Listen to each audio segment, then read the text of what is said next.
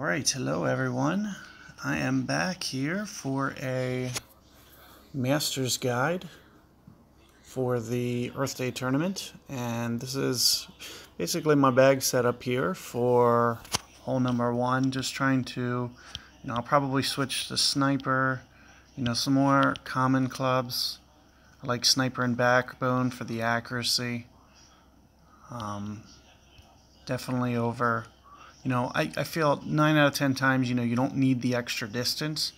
It's better to be twice as precise than it is to use something like Goliath. In terms of a short iron,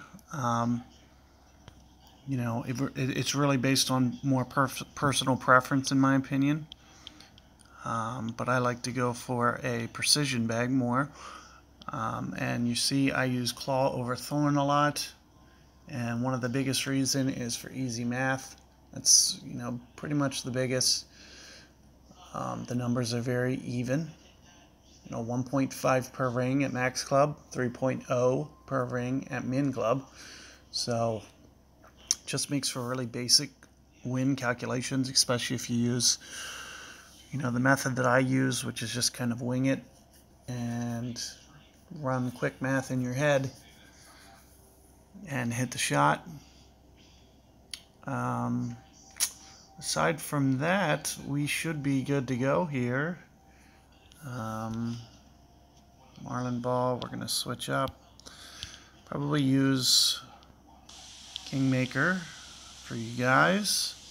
And let's see what this first hole brings us. I'm trying to remember. So last tournament, I remember being able to get a pitch out of this hole. So it'll be interesting to see if the setup is similar. Speaking of which, I might have wanted to put on a Berserker, but par 4, you just never know what you're going to get. I'm assuming, those guys might not remember what win that they put on last time for this tournament. And especially with all 4 tours being completely unique now, there's no reason to expect that, it's just going to be straight downwind at the hole like it was last time. Maybe it was angled a bit right, if I remember. Just trying to go off of memory. The one thing I do remember is, getting a pitch over the bunker or a short iron over the bunker every time.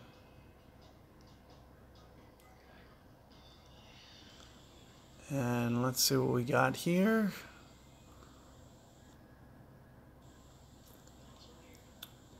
Ruben goes for straight in the face. So when that wind comes out, especially you can see at the angle, you're not going to want to go for that little rough, that little fairway patch. What I usually do is I'll sometimes do a full slice on this shot. I may or may not here. I'm a little hesitant to do it on Masters. If I had that wind on the second tee box, I would probably do a full slice, but I'm a little worried about the length. And that is very risky going for that. I don't recommend it, but as you can see, just makes it to the fairway. There's almost little reward for that maximum risk shot. So do not encourage going that way. I am going to go pretty full power here. What I usually do is just try to estimate, how much run out. I have to keep in mind, 12 wind. I'm just trying to visualize the land zone, which will probably be back here somewhere. So I'm just trying to judge my power accordingly. 4 to 5 topspin. Instead of doing a full hook, I'm just going to do a curl shot. Just a full curl shot, which is going to also, provide some, and you can see I'm staying away from the edge, just kind of skipping it over. No real risk of going long. Plus, we have a decent amount of curl. Pretty safe, decent shot. So I'll be happy with that. and hopefully we can get it to long iron territory. We definitely have a relatively decent angle at the pin here. I do like to be on this right side of this fairway where this guy's put it, but I just don't feel that the reward is great enough to get that angle. I think you're just risking a bit too much to go for that 2 to 3 yard fairway landing zone. You know, two ring pull and you're out of the shot. But as you can see, you know, I'm right at kind of max backbone here, but I am, you know, under. So, you know, I might want to just jack up my top spin, maybe 1 bar next time, just to not quite put myself into max club quite as much. But, you know, I do not think that it's going to be a deal breaker here. Let me just see if I can do a quick calculation. I'm going to go 10 rings, which is a little bit of an overcorrection. I'm going to try to hold it off a little bit too. Now the reason that you do overcorrection is because when you're going into power, and as you can see, that's a massive undercorrection. That's probably two rings light. Anytime that you go into power, keep in mind that at max club, your backbone is 1.08 per ring. I was adding on at least, you know, a 10% of that, going more 1 per ring, and still an underplay. It has to do with the side wind. It has to do with, you know, being into the power instead of adjusting at max distance. We were adjusting more into the power max distance. So keep in mind that you're going to have to do a little bit of an overplay on those holes. I'm not terribly worried about the underplay there. It's more about, you know, setting up a strategy for you guys. If I would have had a little bit more time, I would have been thinking a little bit more, and I know I would have gone at least 1 more ring, because I knew that, you know, 8%. I roughly went 8% extra, and I knew that was going to be light. I would recommend going about maybe 15% extra, sometimes even 20.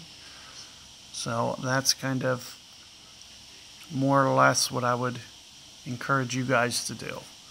So here you can see that I'm just kind of, you know, more than anything, I'm just trying to counter that wind with the way that I'm doing it. And what I usually do in the master setup is I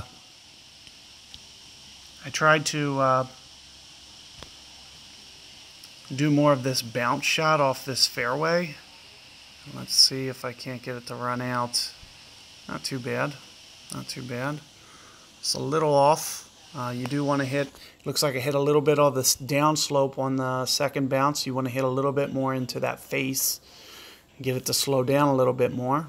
But not a terrible shot. But like I said, you know, I don't use that shot too often in from the second tee deck. But I remember from, you know, last tournament, it's the only time that I would really, you know, if it's a side wind, if it's a, you know, into the wind, I'm going to use more of a safer shot, in my opinion, which is just kind of bounce it off that front of that fairway and just let it naturally take its course down to the hole. So that's probably, you know, similarly how you'll see me play it, unless we have a downwind situation. So I'll prepare for that just in case with a driver that I can backspin when we get to hole 7. But other than that, there you have that hole. None too bad. You can see, you know, you're going to have a good run at the eagle. So hopefully you guys can get it. And good luck with that one. Be looking forward to hole number 2. I do believe that might be a par 3, so I'm going to set up my bag and see you guys there. Good luck.